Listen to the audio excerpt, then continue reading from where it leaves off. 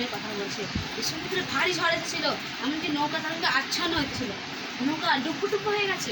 এতটাই ভারী ঝড় উঠেছে, প্রভু যিশু তার শিষ্যদের নৌকা করে যখন আসছে সমুদ্রের মধ্যখান দিয়ে, তখন কি হয়েছে, নৌকা ডুবু হয়ে গেছে।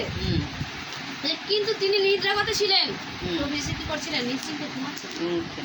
উনি জানেন এই ঝড়ে কিছু করতে পারবে না। কি করেছিলেন?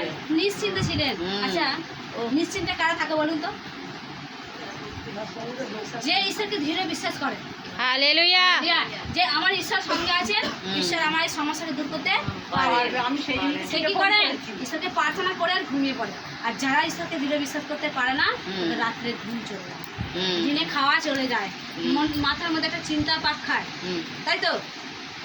কিন্তু একটা কথাই সেটাই বলছে যে কি নিদ্রাগত ছিলেন। সেরকম কি আমাদের সমস্যা হলে আমরা কি করি? প্রার্থনা করে দিয়েছে, মানে ঈশ্বর আশীর্বাদ করে দিয়েছে, তাই তো? আজ যে দৃঢ় বিশ্বাস করে সে নিশ্চিন্তে ঘুমাবে, কিন্তু যে বিশ্বাস করে না, কি হবে সে হাঁটা চলা করছে, কি হবে চিন্তা করবে। এরকম চিন্তা করতে অনেক মানুষের স্ট্রোক হয়ে মারে। হালেলুয়া। হয় না?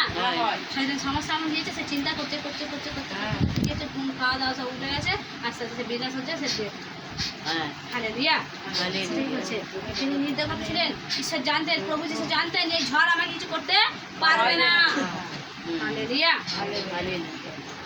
তখন তাহারা তাহার নিকটে গিয়া তাহাকে জাগাইয়া কহিলেন, হে প্রভু, রক্ষা করুন, আমরা মারা পড়িলাম। কারা? তার শিষ্যরা। প্রভু যিশুর শিষ্যরা কি করেছিলেন? প্রভু যিশুর সঙ্গে আছেন, প্রভু যিশু মহান মহান কার্য করেন, অন্ধকে চোখে স্পর্শ করাতে সে দৃষ্টি পেয়েছে। আজ প্রভু যিশু একটা কুষ্ঠকে স্পর্শ করাতে সে সুস্থ হয়েছে। আজ প্রভু যিশু একটা খঞ্জকে বলেছে তুমি উঠে দাঁড়িয়ে পড়ো, সে দাঁড়িয়ে পড়েছে। আজকে কোনো বাবাকে বলছে কথা বলে, যিশু নামে কথা বলেছে। আজ কি হয়েছে?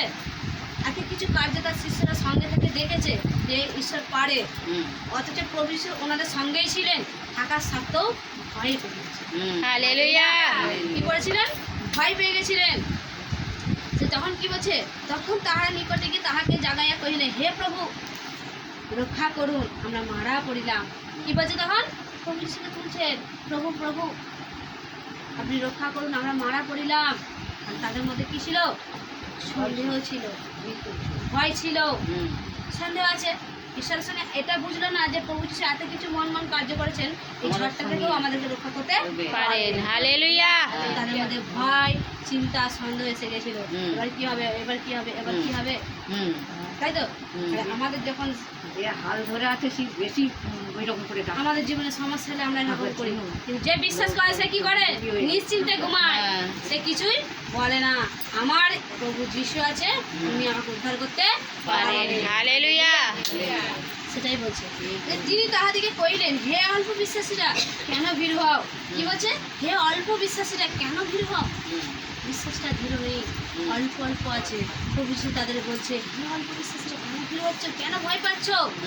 আজ আমরা উপস্থিত হয়েছি, অনেকের মধ্যে দৃঢ় বিশ্বাস আছে ঈশ্বর পারে, অনেকের মধ্যে পারবে তো ঈশ্বর, দেখি গিয়ে হয়তো হতে পারে, কিছু নেই, মনের মধ্যে প্রশ্ন চলছে। কিন্তু জিজ্ঞাসা করলে দৃঢ় বিশ্বাস করবে, হ্যাঁ আমি বিশ্বাস করি, তাই তো? কিন্তু অন্তরের মধ্যে কি চলছে? সেই সন্দেহ, কিন্তু বোধ চলছে। ঈশ্বর পারবে তো? এই অল্প বিশ্বাস, দৃঢ় বিশ্বাস নেই। হালেলুয়া।